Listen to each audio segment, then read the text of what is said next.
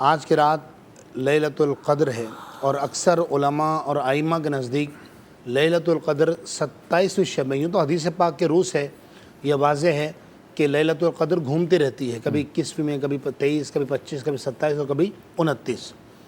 واللہ ہی بہتر جانتا ہے کون سی رات ہے، لیکن 27ویں شب کے لیے زیادہ تر اولیاء اور ائمہ نے کہا کہ 27ویں شب ہی لیلۃ القدر ہے۔ اچھا، لیلۃ القدر کو لیلۃ القدر اس لیے کہتے ہیں کہ ایک تو یہ کہ تقدیر الامور سے، امام فخر الدین رازی رحمۃ اللہ تعالیٰ علیہ نے اس کے بارے میں فرمایا کہ تقدیر الامور یعنی تمام امور کو اس میں مقدر کیا جاتا ہے، روزی لکھی جاتی ہے، اموال لکھی جاتی ہیں۔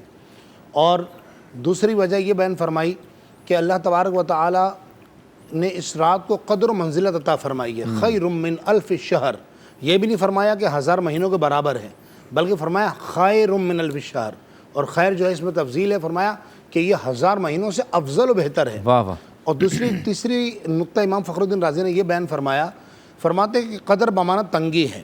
اچھا، جیسے قرآن مجید فرقان حمید 30ویں پارے میں رب العالمین نے سورۃ الفجر میں ارشاد فرمایا وَأَمَّا إِذَا مَبْتَلَاهُ رَبُّهُ فَأَكْرَمَهُ وَنَعَمَهُ فَيَقُولُ رَبِّ أَكْرَمَنِ، کہ انسان کی عجیب حالت ہے کہ جب اس کا رب اس کو نعمت عطا کرتا ہے، اعزاز عطا کرتا ہے، تو کہتا ہے میرے رب نے مجھے عزت دی۔ وَأَمَّا إِذَا مَبْتَلَاهُ فَقَدَرَ عَلَيْهِ رِزْقَهُ فَيَقُولُ رَبِّ أَهَانَنِ، اور انسان کی حالت یہ بھی ہے کہ جب اس کا رب اس کو فَقَدَرَ عَلَيْهِ رِزْقَهُ، اس کا رزق تنگ کر دیتا ہے، تو وہ کہتا ہے میرے رب نے مجھے ذلیل کر دیا۔ تو قدر بمعنی تنگی بھی ہے۔ صحیح۔ اچھا، تنگی کیوں کہا جاتا ہے؟ امام فخر الدین رازی فرماتے ہیں کہ تنگی اس لیے کہا جاتا ہے کہ تنگی ان معنوں پر کہ فرشتے اس کثرت سے آسمان سے اترتے ہیں کہ زمین پر جگہ تنگ پڑ جاتی ہے، اور اب فرشتے دعاؤں پر آمین کہتے ہیں مسلمانوں کی، واہ واہ۔ اور ان سے ہاتھ ملاتے ہیں ملائکہ مسلمانوں سے جو اس رات عبادت کرتے ہیں، اللہ کا ذکر کرتے ہیں، اور اس رات کو پوشیدہ رکھا گیا۔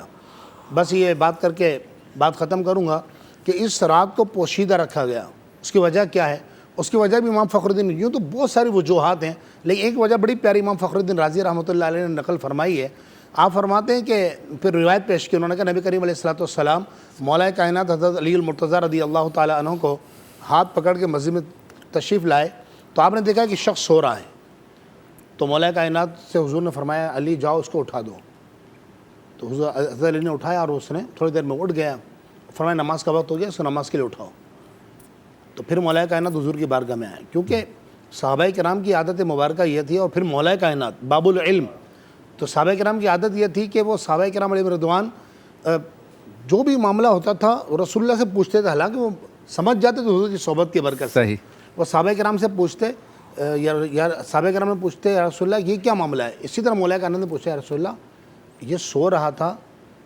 بڑا پیارا جملہ امام فخر الدین رازی نے لکھا ہے، فرماتے ہیں کہ میں نے حضور سے پوچھا یا رسول اللہ یہ سو رہا تھا، اگر آپ اٹھاتے تو ایک تو خوش ہوتا، دوسرا آپ اس کو جگاتے تو اس کی سوئی قسمت جگ جاتی، تو یا رسول اللہ آپ اس کو جگاتے کتنا اچھا ہوتا۔